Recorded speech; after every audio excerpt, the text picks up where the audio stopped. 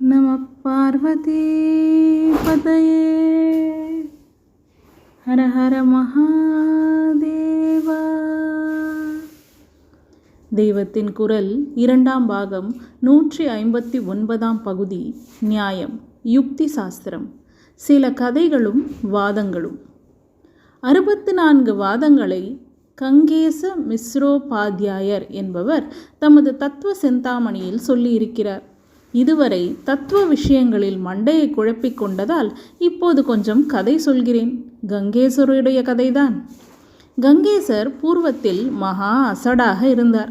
அவர் வங்காளத்தில் இருந்தவர். குலீன பிராமண குலத்தை சேர்ந்தவர். குலீனர் என்றால் நல்ல குலத்தில் உண்டானவர்கள் என்று அர்த்தம். நல்ல குலத்தில் பிறந்த இவர்களுக்கே மட்டமான பிராமண பெண்களை எல்லாம் கல்யாணம் செய்து கொடுத்து விடுவது வங்காள தேசத்து வழக்கம். அதனால் குலீனர் ஒருவர் 50 பேருக்கு மேல் கல்யாணம் பண்ணிக்கொள்வதும் உண்டு. கங்கேச மிஸ்ரர் ஒரு பெண்ணை மட்டும் கல்யாணம் பண்ணிக்கொண்டு மாமனார் வீட்டிலேயே இருந்தார். அசட்டுக்கு ஒரு பெண்ணுக்கு மேல் யார் கொடுப்பார்கள்? வங்காளிகள் மத்ஸ்யம் சாப்பிடுவார்கள். வங்காளத்தில் 6 மாதம் தேசம் முழுவதும் பிரவாகமாகவே இருக்கும். கரிகாய் போட இடம் இருக்காது. அதனால் இந்த மாதங்களில் மத்ஸ்யத்தை அவர்கள் உபயோகப்படுத்துவார்கள். கிழக்கு வங்காள தேசத்தார் அதை ஜலபுஷ்பம் என்றே சொல்வார்கள். அதாவது அது வெஜிடேரியன் உணவு என்று அர்த்தம். கங்கேசருடைய மாமனார் வீட்டில் இந்த சாமான் சமைப்பது வழக்கம். மாப்பிள்ளை என்று மரியாதையாக கூப்பிடாமல் கங்கேசரை கங்கா என்று எல்லோரும் கூப்பிடுவார்கள். அவர் அசடு என்பதால் அவர் இலையில் எலும்பை மட்டும் பரிமாறுவார்கள். மற்றவர்கள் இலையில் சத்தை பரிமாறுவார்கள். பிறகு அவரை எல்லோரும் பரிகாசம் செய்வார்கள். இது அவருக்கு பொறுக்கவில்லை. ஒரு நாள் ஒருவரிடமும் சொல்லாமல் காசிக்கு போய்விட்டார். அங்கே போய் 10 வருஷம் படித்தார். வீட்டில் உள்ளவர்கள் அசடு எங்கேயோ போய்விட்டதென்று பேசாமல் இருந்து விட்டார்கள். அவர் படித்துவிட்டு வீட்டுக்கு வந்தார். எங்கேயோ சுற்றி அலைந்து வந்திருக்கிறது. இன்னமும் அசடாகவே இருக்கும் என்று எல்லோரும் நினைத்தார்கள். வழக்கப்படி அஸ்தியை பரிமாறினார்கள். அப்பொழுது அவர் சொன்னார், நாகம் கங்காஹா கிம் து கங்கேச மிஸ்ரஹா. நான் கங்கா அல்ல, கங்கேச மிஸ்ரனாக்கும் என்று அர்த்தம். அசட்டு கங்காவாக இருந்தால் கங்கையிலேதான் அஸ்தியை கரைக்கிறதாலே எனக்கும் அஸ்தி போடுவது நியாயம்தான். ஆனால் இப்போது அந்த கங்கா பேருக்கு பின்னாடி மிஸ்ரா போட்டுக்கொள்கிற யோகியதையோடு படித்து பண்டிதனாகவும் வந்திருக்கிறேன் என்று ரத்ன சுருக்கமாக தெரிவித்து விட்டார். வேட்டகத்துக்காரர்களுக்கு அவர் பெருமை தெரிந்தது. அந்த கங்கேச மிஸ்ரர் தான் பிறகு நவ்ய நியாயம் என்ற பெயரில் புத்துயிர் பெற்று எழுந்த நியாய சாஸ்திரத்தின் மூல புருஷராகி தத்துவ சிந்தாமணியை எழுதினவர். அதற்கு ரகுநாத சிரோமணி என்பவர் தீதிதி என்று ஒரு வியாக்கியானம் எழுதியிருக்கிறார். அவர் காலத்திற்கு பின்புதான் சிரோமணி என்றும் பட்டம் வழக்கத்தில் வந்தது. கதாதரர் என்பவர் அதில் 10 வாக்கியத்திற்கு வியாக்கியானம் ஒரு பெரிய புஸ்தக ரூபமாக எழுதியிருக்கிறார். ஆனாலும் ஒரு வாக்கியம் கூட அதிகமாக தோன்றாது. கதாதரர் எழுதிய புஸ்தகத்துக்கு கதாதரி என்று பெயர். 5 வாதம் வாசித்தால் அவன் புத்திசாலியாவான். 10 வாதங்கள் வாசித்தால் அவன் கெட்டிக்காரராகிறான். அதிலும் பிரமாண்யவாதம் என்ற ஒன்று இருக்கிறது. பிரமாணங்களை பற்றிய வாதமே பிரமாண்யவாதம். அதை வாசித்தவன் எல்லோரையும் விட கெட்டிக்காரன் ஆகிறான் என்று சொல்வதுண்டு. கதாதரியை இன்றும் தர்க்கசாஸ்திரம் படிப்பவர்கள் வாசித்து வருகிறார்கள். பிரமாண்யவாதம் என்றேனே, அதை சொல்வதென்றால் மூளை குழம்பும். ஆனால் நம் ஆச்சாரியால் அவதாரம் பண்ணிய காலத்தில் மண்டன மிஸ்ரரின் வீட்டு வாசலில் இருந்த கிளிகள் கூட இந்த பிரமாண்யவாதத்தை டிஸ்கஸ் பண்ணி கொண்டிருந்தனவாம். மண்டன மிஸ்ரரின் ஊரான மாஹேஷ்மதிக்கு சங்கர பகவத் பாதாள் போனார். அந்த ஊரில் நதியிலிருந்து தீர்த்தம் எடுத்துக்கொண்டு போகிற பெண்களை பார்த்து, மண்டன மிஸ்ரரின் வீடு எங்கே இருக்கிறது என்று கேட்டார். அந்த ஊரிலே சாமானிய ஸ்திரீகளுக்கு கூட நிரம்ப பாண்டித்யம் இருந்தது. அதனால் ஸ்லோக ரூபமாகவே ஆச்சாரியருக்கு அவர்கள் பதில் சொன்னார்கள். ஆதி காலத்தில் இந்தியாவில் புருஷர்கள்தான் படிப்பறிவு பெற்றிருந்தார்கள். பெண்களை மட்டம் தட்டி நிரக்ஷர குக்ஷிகளாகவே அடைத்து வைத்திருந்தார்கள் என்று சொல்வது எவ்வளவு தப்பு என்பது இம்மாதிரியான நிகழ்ச்சிகளிலிருந்து தெரிகிறது. மனுஷ பெண்கள் மட்டுமல்ல, கிளியிலே கூட பெண்ணாக இருக்கப்பட்ட கீராங்கனாக்களும் சாஸ்திர ஆராய்ச்சி பண்ணினவாம். அதைத்தான் ஸ்லோகம் சொல்கிறது. எந்த வீட்டு வாசலில் உள்ள பெண் கிளிகள் ஸ்வத பிரமாணம் பரத பிரமாணம் என்பவை பற்றி வாதம் பண்ணி கொண்டிருக்கின்றனவோ அந்த வீடுதான் மண்டன மிஸ்ர பண்டிதருடையது என்று தெரிந்து கொள்வீராக என்பது ஸ்லோகத்தின் அர்த்தம். நான் சொன்ன பிரமாண்யவாதத்தில்தான் இந்த ஸ்வத பிரமாணமும் பரத பிரமாணமும் வருகின்றன. இத்தனை சொன்ன பின் அது என்ன வாதம் என்றுதான் கொஞ்சம் பார்த்து விடலாம். அதை பற்றி வேடிக்கையாக ஒரு கதை கூட உண்டு. நம் தென் தேசத்தவர்களில் ஒருவர் தர்க்கம் வாசிக்கலாம் என்று வங்காளத்தில் உள்ள நவத்வீபத்துக்கு போனாராம். வங்காளத்தில்தான் தர்க்கம் வாசித்தவர்கள் அதிகம். நம் ஊரிலிருந்து போனவர் மகாகவி. தம்முடைய கவித்துவத்தினால் நம் ஊரில் நிறைய பணம் சம்பாதித்தார். பின்பு பிரமாண்யவாதத்தை நேரே நவத்வீபத்திற்கு போய் வாசிக்கலாம் என்று போனார். வாசித்தார். ஆனால் ஒன்றும் ஏறவில்லை. மேலும் பிரயத்தனம் பண்ணி பார்த்தார். இதனால் அவருக்கு இருந்த கவித்துவதாரை போய்விட்டது.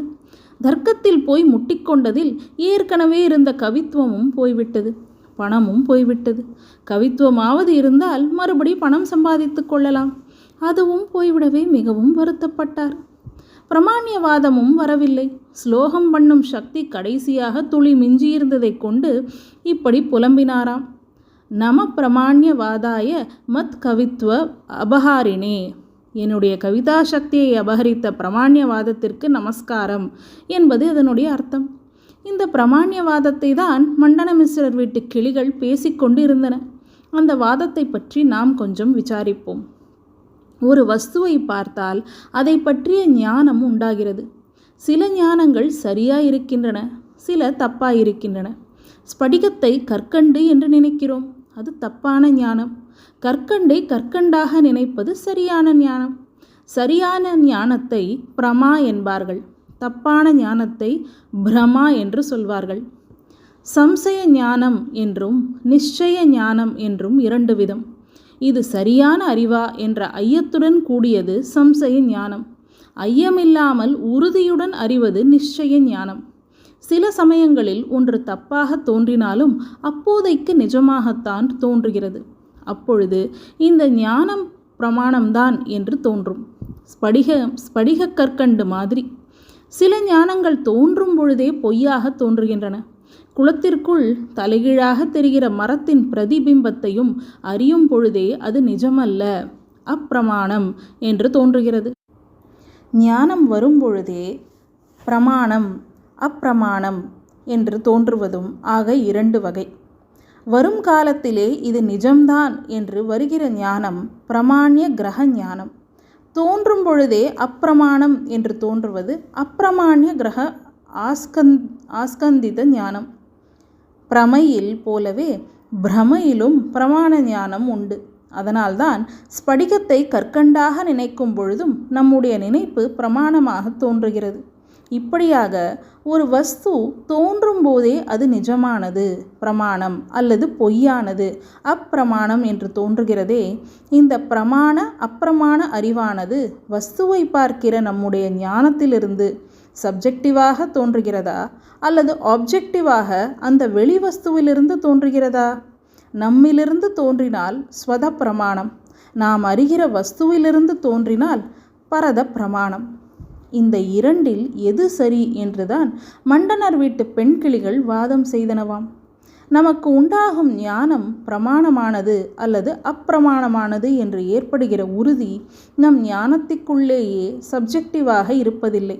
அது நாம் அறிகிற வஸ்துவிடமுள்ள குணத்தால் ஏற்படுவதுதான். அந்த வஸ்துவிடமிருந்து நடைமுறையில் பிரயோஜனம் அடைய முடிந்தால்தான் நம்முடைய ஞானம் சரியானது அல்லது தப்பானது என்று ஆகிறது. அதாவது நம் ஞானம் சரியா தப்பா என்பது ஆப்ஜெக்டிவ் தான் என்பதே நியாயசாஸ்திரத்தின் கருத்து. மண்டன மிஸ்ரர் போன்ற மீமாம்சகர்களின் அபிப்பிராயமோ இதற்கு மாறானது. நம் ஞானம் பிரமாணமானது என்கிற உறுதி நம்முடைய அறிவையே சேர்ந்த விஷயம்தான். ஆனால் நம் ஞானம் பிரமாணமில்லை என்று தெரிவது வெளிவஸ்துவை பொறுத்த விஷயம். பிரமாண்யம் ஸ்வதக அப்பிரமாண்யம் பரதக என்பது அவர்கள் கட்சி. இந்த வாதங்களெல்லாம் தர்க்கத்தில் வரும். வாதம் என்றாலே இந்த காலத்தில் தான் சொன்னதே சரி என்று பிடிவாதம் பண்ணுவது என்று தப்பாக நினைத்து கொண்டிருக்கிறார்கள். வாஸ்தவத்தில் வாதம் என்பது நாமும் பேசி எதிராளியும் பேசவிட்டு இரண்டையும் ஆலோசித்து சீர்தூக்கி உண்மையை அறிவதுதான். அநேக இடங்களுக்கு போய் மண்டன மிஸ்ரர் போன்றவர்களிடம் ஆச்சாரியால் வாதம் செய்தார் என்பது இப்படித்தான். மற்றவன் சொல்கிறதையும் கேட்டே அவர் அத்வைத்தம்தான் சத்தியம் என்று முடிவு பண்ணினார்.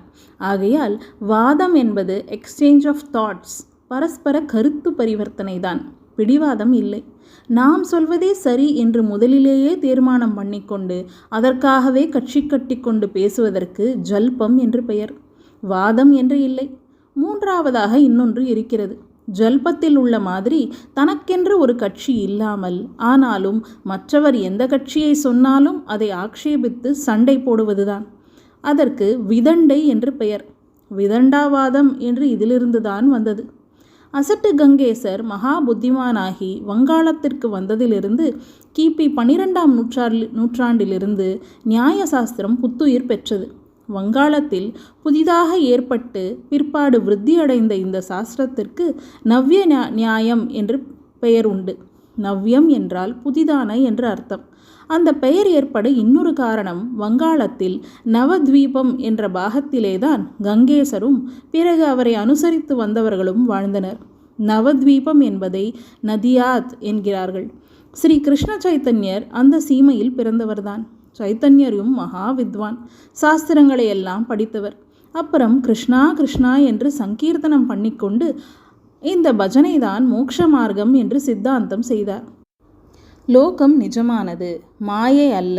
ஜீவாத்மாக்கள் பல உண்டு, பரமாத்மா வேறே என்கிற துவைத்தமான அபிப்பிராயங்களை நியாயசாஸ்திரம் சொன்னாலும், நிரீஸ்வரவாதத்தை ஆக்ஷேபித்து ஈஸ்வரனை நிலநாட்டியதாலும் அத்வைத்தமான யுக்திக்கு போவதற்கு இதனுடைய வாதங்கள் அஸ்திவாரம் போட்டு கொடுப்பதாலும் உத்தமமான சாஸ்திரமாக இருக்கிறது. நியாயம் நிரம்ப அறிவுவாதமுள்ள வேத உபாங்கமாக இருக்கிறதென்றால் அதற்கு அடுத்ததாக சதுர்தச வித்தைகளில் வருகிற புராணத்தை தான் இக்கால படிப்பாளிகள் ஒரே சூப்பர்ஸ்டிஷியஸ், மூடநம்பிக்கைகளின் மயமானது என்கிறார்கள்.